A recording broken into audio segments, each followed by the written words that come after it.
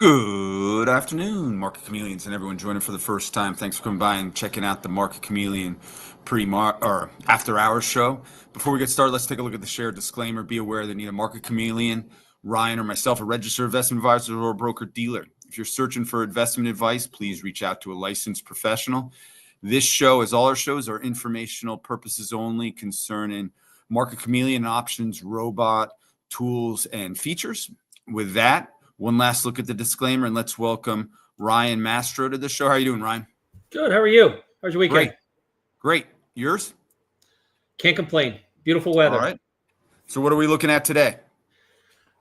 So market was kind of sketchy today, I would say. So we had, I'll pull that up here real quick, and let's show just a good chart of maybe the Qs would be best. So Qs, we had a nice little pop this morning. Looks like they were going to gap it up, but pretty much opened unchanged, right? So it didn't do too much, and then it just started to kind of give way.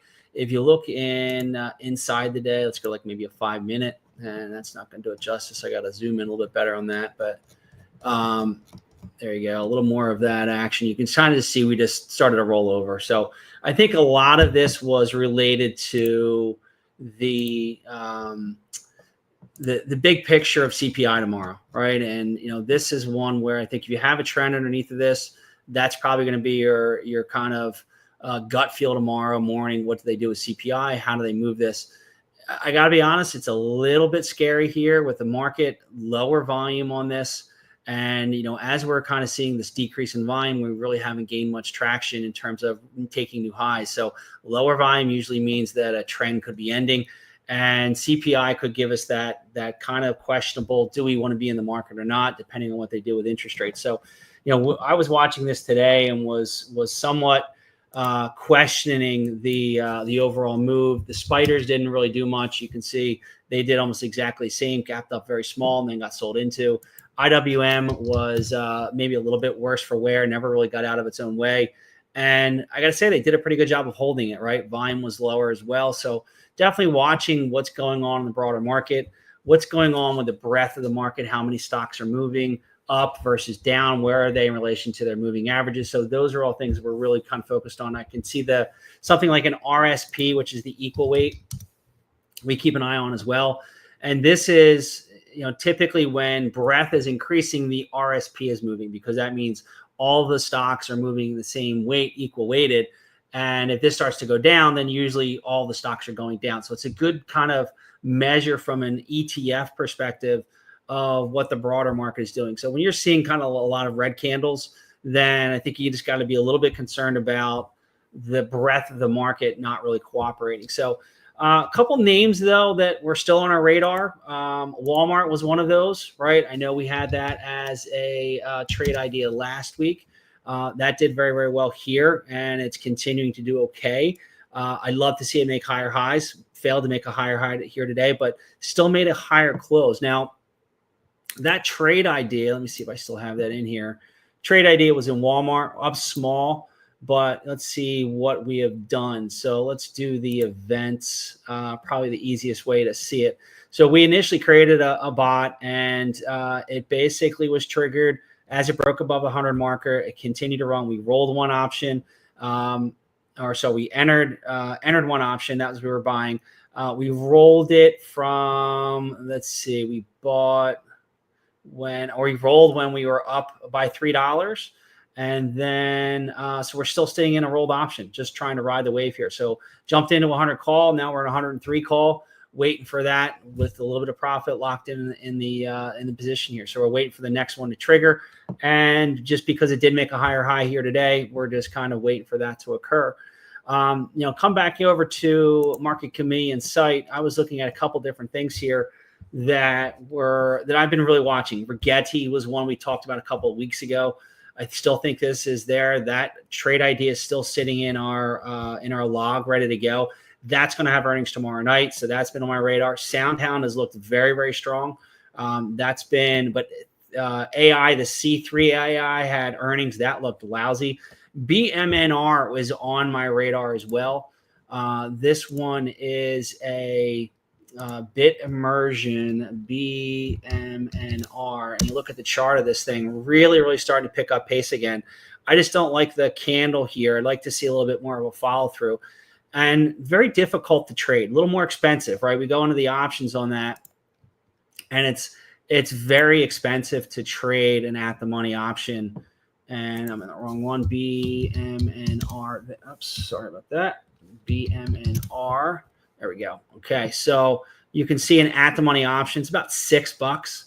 Not really, something I want to spend $6 on in the near term. This is the with only a couple days to go. So even I go out, like, let's say to September, right, to give myself a full month and change, they're getting pretty expensive in terms of the options. So you most likely have to do it with some type of a vertical or maybe a call butterfly, but not something I really want to recommend in terms of the big picture. So, a couple other names down through here. I didn't really catch anything that I like. This NBIS made a phenomenal move, but I think it's very overbought. If I show that on the chart, let me come back over to the chart here and show that to you.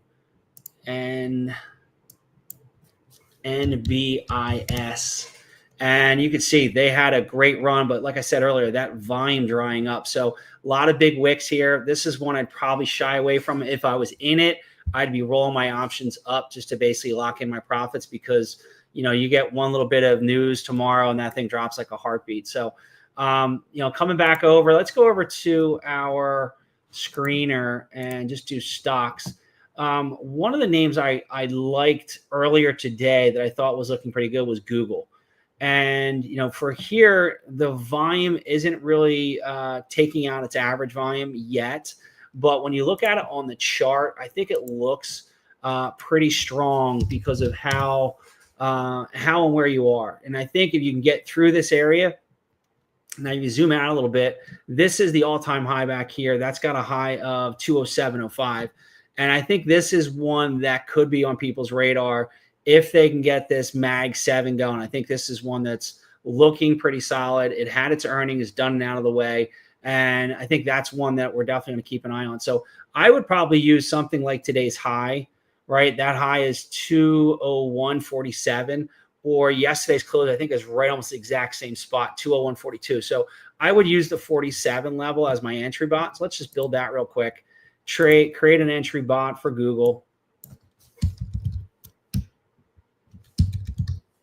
Okay, and then we'll do that condition greater than, and we're going to say it was, let's just double check it. High is 201.47. So let's do that. 201.47. So if it gets above the high and trades above the high, I'm going to add an option. I'd probably use the slightly out of the monies versus the in the monies at this point. So I'd probably buy the 202.50s. It'd be only $1 out of the money, and I'd probably use a quick entry on that so I can get in faster. So this one I'll do maybe 5 slices every 5 seconds. So it gets me into the trade a little bit quicker. Now, again, with OptionsRobot, it's going to give you the ability to set your template, whatever template you want, or create a template. For something like this, I'm going to be a little bit more aggressive because you're getting up to that all-time high. You're $6 away. So I actually may use the $3 one right in here. So if it goes up by $3, I can set this way. I can put some stops in it. If I want to use a tighter, 20% gain on the option value. You can do anything you want. This is just a quick example of keeping it very clean.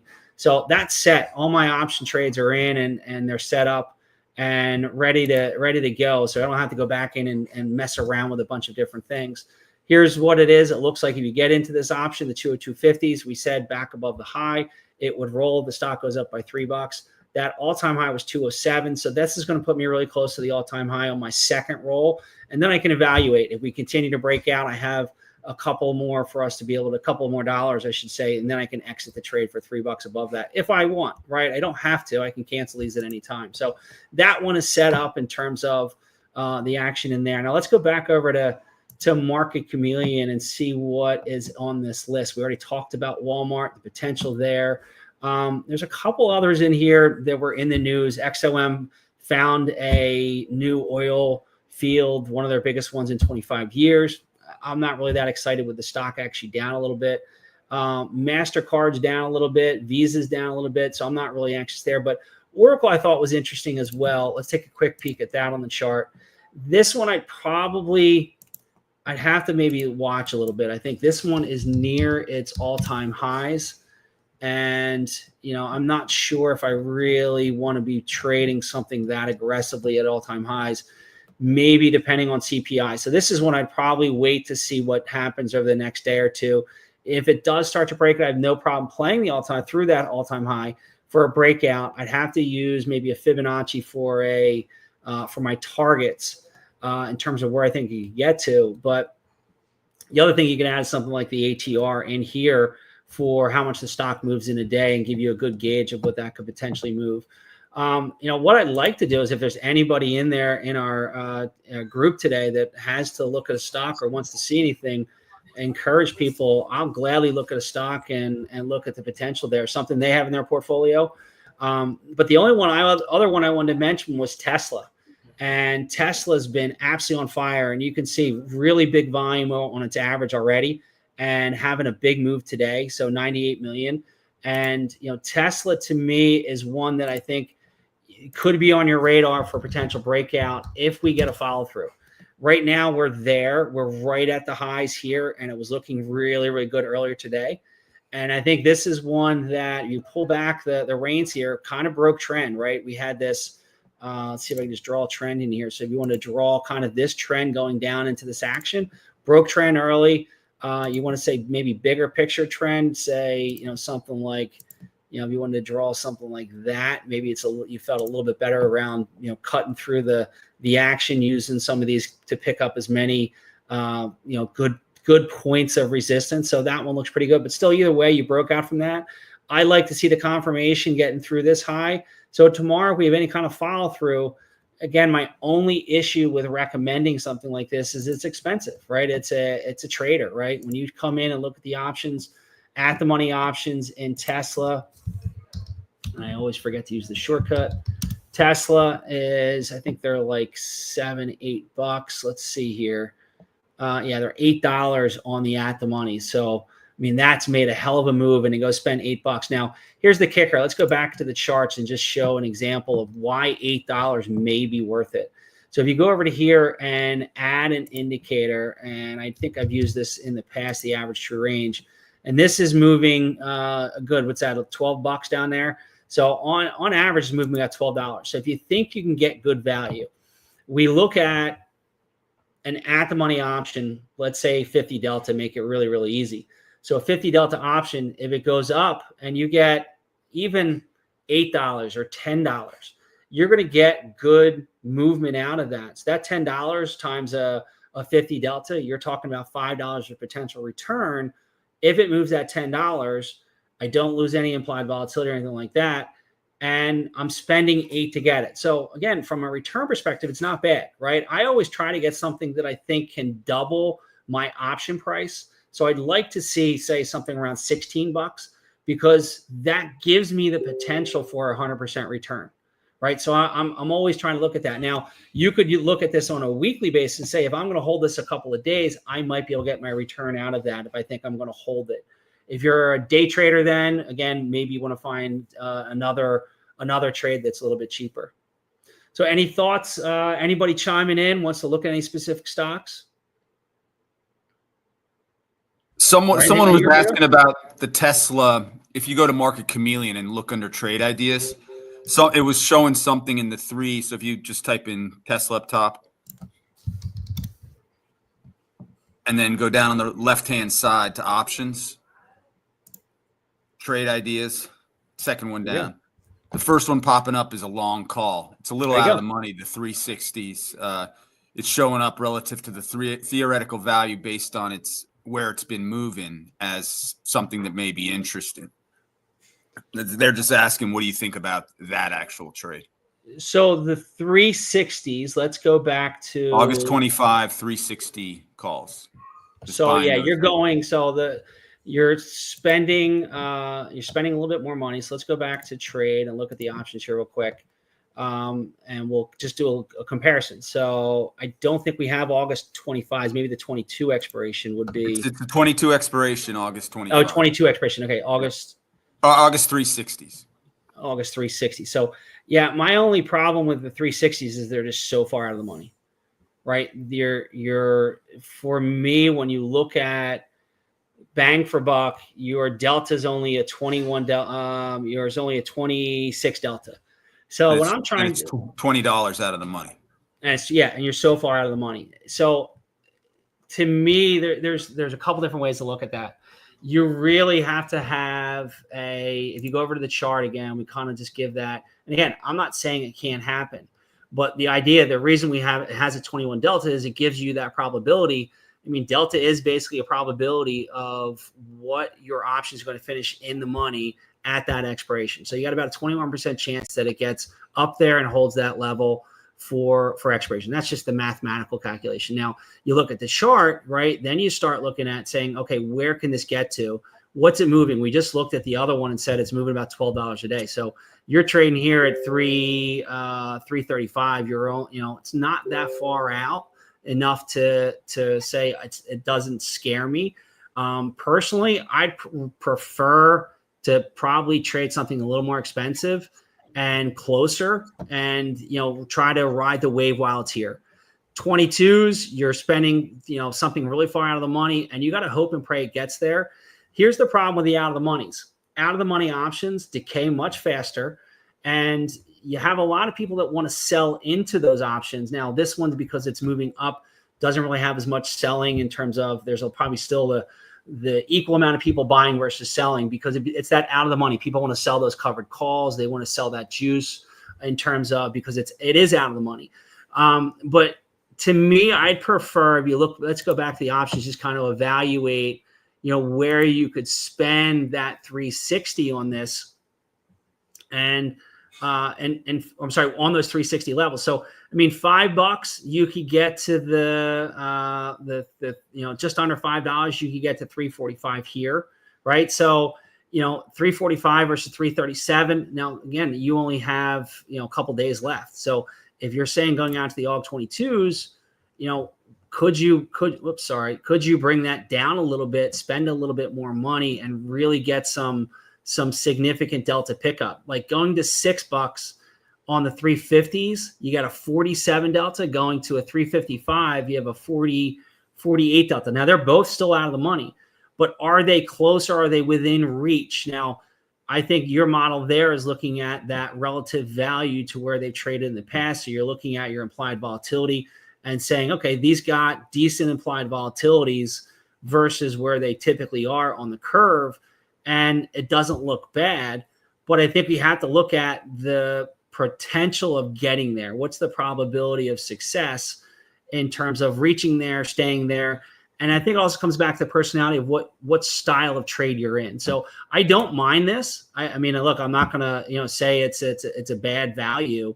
I'm not sure how that theoretical value is calculated in terms of where you're going to get to that point. I mean, maybe you or Dimitri one day we can get on and do that and show why it's the theoretical value is there. But is that based off of historicals or seasonality? I'm not sure exactly what's built in terms of just the implied vol, but I see what that's looking at as the potential for the upside. But I'd buy closer and spend a little bit more money, and just to give me that ability to get to my at the monies and really pick up some delta with that one.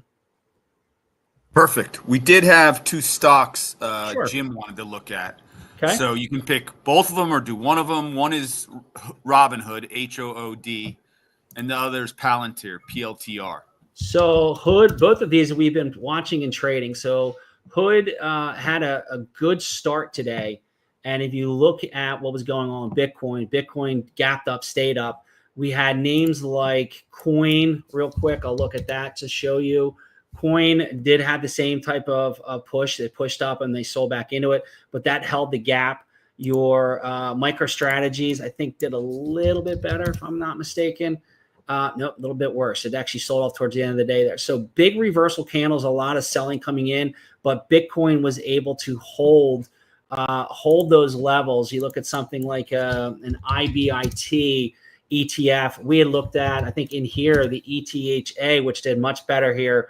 So Ethereum's holding a little bit better in terms of what was going on in some of those names. So I don't mind the Ethereum ETF there. But Hood, I'm still a buyer on them. I still think trend is here. I still think they like it. Not as much today with it reversing off. So I'd probably set a pretty tight stop, maybe using the close from last Thursday, which was the open from Friday. If it starts to fall back, close down below that, that will give you a very ugly looking bearish engulfing. And then maybe re-engage if it takes out a high or something like that. The Palantir has been an absolute beast, right? This is one with post earnings and running up here. Obviously, they got sold in today. I think this is just broad market. Let's just call it profit taking in front of CPI tomorrow morning. So I don't mind this one either. I mean, this has been an absolute beast. If I zoom out on this thing, you can see how strong this has been. I mean, that's just absolutely on fire. So I would, if you're in this, depending on how you're in this, long options or stock, I would continue to roll. And, you know, if you can get some really good premium out of it, just sell some out of the monies against it. So you do have a pullback, you're not going to get hurt too bad on it. That was excellent, Ryan. The other was PLTR, I think.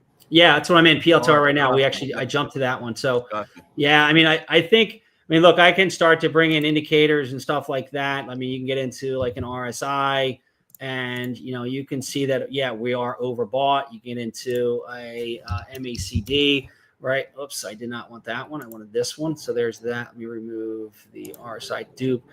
You can see it's still strong, right? So you're still looking pretty good in terms of the MACD, getting a little bit of a downtick here, but that's natural and being overbought. So, you know, when you're looking at an RSI, which is a relative strength, that just looks over the last 14 days of its history, and you can see we're on the upper ends of that. So that's pretty natural. So again, in front of an event like CPI, having some profit taking, you know, I think that's going to be natural. The other one thing I wanted to mention real quick is some things we're starting to look at, starting to see is when you get into some of the big names that have been beaten down. I'll give you an example of something like a UNH. UNH has been absolutely shelled, right? This is a name that they were under investigation. I think they had a high of like $630. They're trading down here at 200 and change. So something like this, I think you have to be a little bit concerned about the natural process of tax loss selling. And as we look at these different institutions, mutual funds, that you know this is a very, very large holder. People are holding the stock and they want to hold it and they want to continue to own it because of the portfolio. But I think what you could see over the next month or two is continued selling on big names that are down. We only have about 50% of our stocks in the S&P that are up. So I think you want to start to look at names that are down, not only in what could be an opportunity for you, but names in your own portfolio for some of your tax losses, where if you start to see some of these big institutions get rid of it, maybe you want to do the same thing and time it with them, because once they're out and they put pressure, it's going to probably continue to go down as other people see it start to fade. And then, you know, you wait your 30 days, you come back and you're ready to go. You can still be in the trade 30 days later and not be overwhelmed from, you know, some of this tax loss selling. So just be on guard with that. I think that's going to start to pick up here probably the end of August into September. Earlier, you were mentioning that it maybe looked like the indexes themselves were maybe hitting some resistance. Is there anything you would look at there to protect your positions to the overall market if there was a sell-off? Or so the two things, I actually did a course a couple of years ago, and you know what I taught in the course was like I brought a bunch of people in. People were really, really asking about how to protect your portfolio. So there's so many different ways to do it. And I'll give you a quick rundown on this. So the way I teach to protect a portfolio is I kind of break my portfolio up into a long-term, medium-term, and short-term. Not really so much worried about my short-term because I shouldn't have a ton of capital, but my long-term portfolio is clearly something that you should be concerned with. The 401ks, the IRAs, anything that you have managed and you're not touching, because your broker's not going to call you Your RIA is not going to call you. That they don't do that. That's not what they do. But if you are looking to protect, there are ways to do it, and you can manage it. One way I would start to look at the portfolio is, do I have a position or several positions that are overwhelming the portfolio? So let's say I have something that is, I'm in Apple, right? I've been in Apple forever, and I'm not going to get rid of it. And it's had a good move. I want to protect it. So what I would do in something like that is probably a collar. So I collar those positions. So that minimizes, if it's a large chunk of your portfolio, it minimizes my risks. So that's the first thing I would do. Minimize anything that's over 15 to 20% of your portfolio, maybe even 10%, depending on how aggressive you are, how many positions you have. So a collar is buying a put, selling a call on the same expiration, and it helps you offset. Sometimes most times you can do them for roughly a break even. I can buy a put for $5. I'll just do it on Apple real quick to show you. Chain, I know I'm getting close to my our curfew here, but if you do an Apple, I can go out and let's just do it in Tesla since I'm here. If I want to go out and give myself even, let's say, a month of time. So again, let's see this, look out real quick. Oops. I'm going to go out. Let's close this one. Where am I at in this? So that's 8. I want to get out of 8, and let's go to 9. So if I get into so we're 340. So just to give you an example of this, if I wanted to buy a out of the money put, right? That's something like so we're trading 338. I could buy, let's say, a 320 put. That's $11. And I could sell a out of the money option up here, the 365s for $11, over $11. And what that does is just helps offset whatever I have in my Tesla, right? You have to do this so if I own 100 shares, I want to do a one contract. If I own one option, I want to do one contract, one option, one put, one call against it. So those are things that you can do in those bigger ones. Now, the next thing I would do is look to sector. So if I'm overweight in, say, a semi sector, I would then look towards maybe the SMH or hedging with one of the bigger weighted names like an NVIDIA, Taiwan Semi, AMD, AVGO, one of those bigger weighted names. If you can find cheaper implied volatility there, buy a put in that. If you think there's going to be a massive rollover or selling in terms of that specific sector, then I would look towards the ETFs, right? So that would be something along the lines of the QQQs, right? If you're overweight a little more in tech, you could do the Qs. If you are broader and have a bunch of names like in the S&P, you could do that. If you have some in the small cap, a lot of small cap names, maybe you want to use the IWM. But even there, you can go out and buy put protection. If you're going to start to look to buy put protection, I would go at least a month, if not a couple of months, because October typically is September and October typically have a little bit more volatility. The last thing, which I typically don't recommend to a broad audience, but if you are comfortable with trading options against the future, you can buy the volatility, which is the VIX. There's a couple different ways to do that. You can do the VIX or the VXN. Those are ways that you can protect against a spike in implied volatility, right? So I'd use the VXX, the VXN, or the VIX. And that's basically, if you're expecting a crash, that implied volatility would have spiked. So you actually want to buy the calls on that. So that would be my couple of ways to hedge in terms of a portfolio protection. That was awesome. We do have quite a few. I don't know if you want to answer a tax question, but Mr. Matador, I am not a tax professional, so yeah, I would prefer not to. We would. Any tax question should be handled. Yeah, by, I mean the one thing that I can say is any of the rolling that you do is considered a roll. It's considered a day trade, and that is a taxable event. So getting in and getting out of options, you are going to be taxable unless you're doing it in a retirement account, right? So that's one of those. From the tax loss selling perspective, I don't really want to get into the nuances of that because you get into some tricky kind of questions and stuff like there. So I don't want to give out broad advice and not fit somebody's specific question that they're answering. 100%. All right. Well, that's right up against the 5 o'clock hour. Thanks again for joining our weekly show, Ryan. Chameleons, thanks for joining in mass today. It was a great turnout. Ryan, you want to let everyone know about OptionsRobot? I know you were using it back and forth, but just so Yeah, everyone knows who hasn't been on before. Yeah. So what we'll do is, if anybody's interested, you like what you saw in terms of the speed to get in and out of a trade, you like the templated trading. Again, I don't really want to go in. I'm not trying to hard pitch anyone. I'm just trying to give examples of kind of what we do a little bit. But there's a lot of different tools in here. And if you are interested in looking at it more, and you can go over to OptionsRobot.com for anybody that is interested in testing it out and trying it. And what we'll do is we'll set up a coupon code. Let's create the coupon code right now. I'll set it up. So what's the code you want it to be? I guess Market Chameleon is fine. So we'll put it as just Market Chameleon, and anybody that signs up with that will get a 50% discount. So that'll be good through this next week. So if you are interested, we'll go run that till next Sunday. So we'll have that running for you guys. So if you're interested, rock and roll, and I appreciate your time.